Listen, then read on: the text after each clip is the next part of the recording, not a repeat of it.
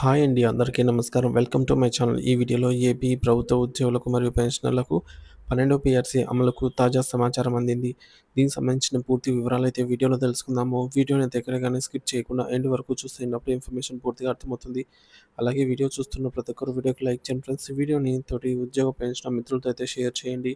కొత్తగా మన ఛానల్ చూస్తున్నవారు ఇంకా ఎవరైనా సబ్స్క్రైబ్ చేసుకున్నట్లయితే వెంటనే మన ఛానల్‌ని సబ్స్క్రైబ్ చేసుకోండి. దీని ద్వారా నేను చేసే లేటెస్ట్ వీడియోస్ అన్నీ మీ వరకు రీచ్ అవుతాయి. ఇక ఆలస్యం చేయకుండా వివరాల్లోకైతే వెళ్ళిపోదాము.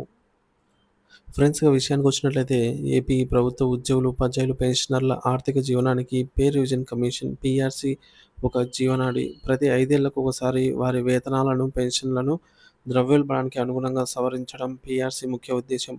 అయితే ఆంధ్రప్రదేశ్ చరిత్రలో 1969 నుంచి నేటి వరకు కొన్ని మినహా దాదాపుగా అన్ని పీఆర్సీలు అమలులో జాప్యం, ఆర్థిక ప్రయోజనాల కోతతో ముడిపడి ఉన్నాయి. ఈ సుదీర్ఘ ప్రయాణంలో ప్రభుత్వాల నిర్ణయాలు, ఉద్యోగ సంఘాల పోరాటాలు, ఉద్యోగుల ఆర్థిక నష్టాల గురించి తెలుసుకుందాము. పీఆర్సీ చరిత్రలో స్వర్ణయుగం. నష్టం లేని 2 పీఆర్సీలు. ఉద్యోగుల చరిత్రలో 2 పీఆర్సీలు ఆదర్శంగా నిలిచాయి. ఆ పీఆర్సీలలో అమలు తేదీ, ఆర్థిక ప్రయోజనాలు పొందే తేదీ ఒకటే కావడం వల్ల ఉద్యోగులు ఎలాంటి ఆర్థిక నష్టానికి గురి కాలేదు.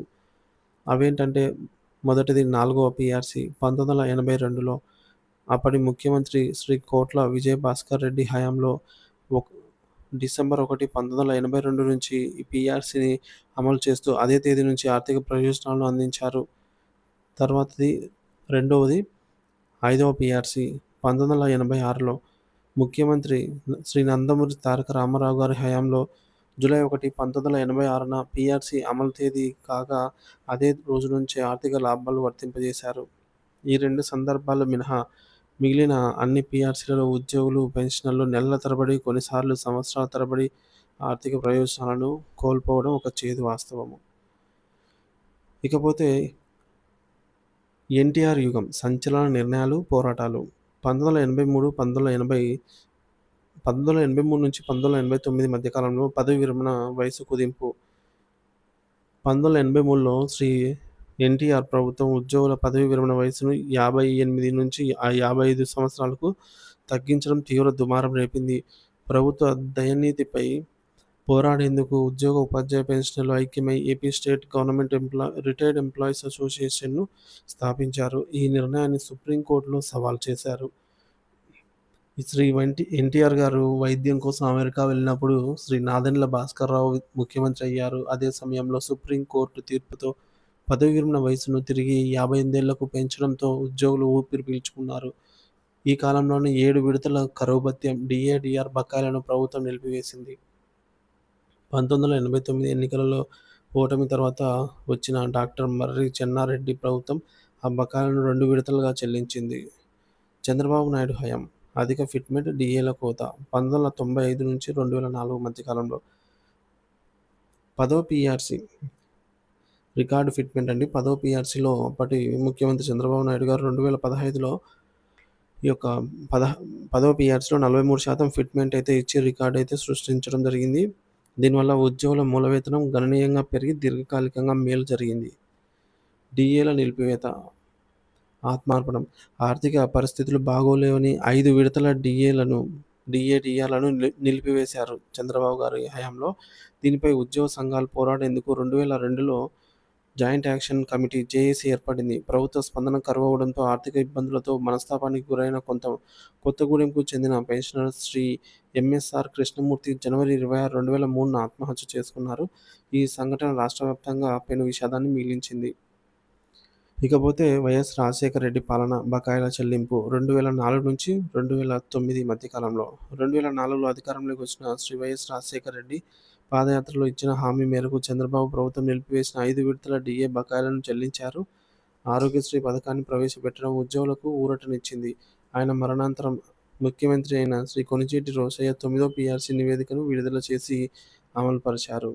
ఇకపోతే రాష్ట్ర విభజన అనంతరం 2014 నుంచి 2019 కాలంలో శ్రీ నారా చంద్రబాబు నాయుడు గారు ముఖ్యమంత్రిగా 10వ పీఆర్సీలో 43% ఫిట్మెంట్ అయితే ఇవ్వడంతో పాటుగా పదవీ విరమణ వయసుకు ఆధారంగా 60 ఏళ్లు దాటిన వారికి 10%, 70 సారీ ఫ్రెండ్స్ 70 ఏళ్ళు దాటిన వారికి 10%, 75 ఏళ్ళు దాటిన వారికి 15% అదనపు క్వాంటమ్ ఆఫ్ పెన్షన్‌ను అమలు చేయడం అయితే విశేషం.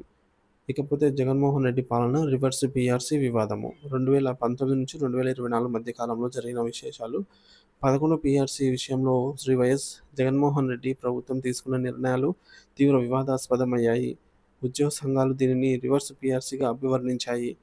ఎందుకంటే ఫిట్‌మెంట్ కంటే ఐఆర్ ఎక్కువ. చరిత్రలో తొలిసారిగా మధ్యంతర వృత్తి 27% ఇచ్చి ఫిట్‌మెంట్ మాత్రం 23% ప్రకటించారు. కోతలు.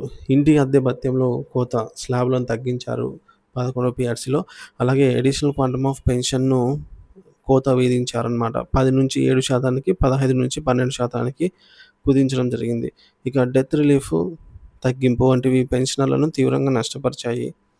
ఆర్థిక ప్రయోజనాల్లో జాప్యం. గ్రాట్యుటీ పరిమితి 16 లక్షలకు పెంచిన అమలు తేదీలో మెలికపెట్టడం, పీఆర్సీ ఎరియర్స్, డీఏ బకాయిలు చెల్లించకపోవడం తీవ్ర అసంతృప్తికి కారణమైంది.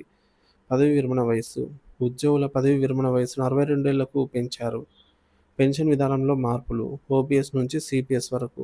కేంద్ర ప్రభుత్వం 2004 నుండి ప్రవేశపెట్టిన నూతన పెన్షన్ విధానం ఎన్‌పీఎస్, రాష్ట్ర ప్రభుత్వం కాంట్రిబ్యూటరీ పెన్షన్ స్కీమ్ సీపీఎస్‌గా అమలు చేస్తోంది. దీనివల్ల ఉద్యోగులు పాత పెన్షన్ విధానానికి అనగా ఓపీఎస్‌కు దూరమై పదవీ విరమణ తర్వాత ఆర్థిక భద్రత కోల్పోతున్నారనే ఆందోళన తీవ్రంగా ఉంది. సీపీఎస్‌ను రద్దు చేస్తామని హామీ ఇచ్చినా అది నెరవేరకపోవడంతో ఉద్యోగుల్లో నిరాశే మిగిల్చింది. ప్రస్తుత పరిస్థితి ఎదురుచూపులు. 2004 ఎన్నికల్లో ఘన విజయం సాధించిన కూటమి ప్రభుత్వంపై ఉద్యోగ పెన్షనర్లు భారీ ఆశలు పెట్టుకున్నారు. ఎన్నికల సమయంలో ఇచ్చిన వాగ్దానాలు నెరవేరుతాయని ఎదురుచూస్తున్నారు. వారి ప్రధాన డిమాండ్లు ఈ మేరకు చూసుకున్నట్లయితే కాలయాపన చేయకుండా 12వ పీఆర్సీని వెంటనే ప్రకటించి గౌరవప్రదమైన ఫిట్‌మెంట్‌తో అమలు చేయాలి. నిలిచిపోయిన డీఏ, డీఆర్ అరియర్స్‌ను తక్షణమే విడుదల చేయాలి. సీపీఎస్‌ను రద్దు చేసి పాత పెన్షన్ విధానాన్ని ఓపీఎస్‌ను పునరుద్ధరించాలనే డిమాండ్‌పై స్పష్టమైన హామీ ఇవ్వాలి. పీఆర్సీ అమలు తేదీ నుండే ఆర్థిక ప్రయోజనాలు వర్తింపజేసి గతంలో జరిగిన నష్టాన్ని పునరావృతం చేయకూడదు. ఉద్యోగులు, పెన్షనర్లు జీవితాలు ప్రభుత్వ విధానాలతో ముడిపడి ఉంటాయి. పీఆర్సీల అమల్లో పారదర్శకత, సకాలంలో నిర్ణయాలు తీసుకోవడం ప్రభుత్వాల బాధ్యత.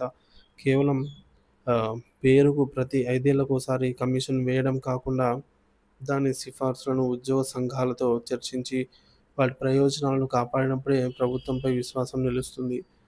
ప్రస్తుత ప్రభుత్వం ఉద్యోగుల దశాబ్దాల ఆవేదనను అర్థం చేసుకొని వారి న్యాయమైన డిమాండ్లను నెరవేరుస్తుందని లక్షలాది మంది ఆశగా అయితే ఎదురు చూస్తున్నారు. అంటే మనకిప్పుడు 12 పీఆర్సీ అయితే ఇంప్లిమెంట్ చేయాల్సిన అవసరం ఎంతైనా ఉంది ఫ్రెండ్స్. ఎందుకంటే జూలై 1, 2023 నుంచి 12 పీఆర్సీ అనేది ఇంప్లిమెంట్ కావాల్సి ఉంది.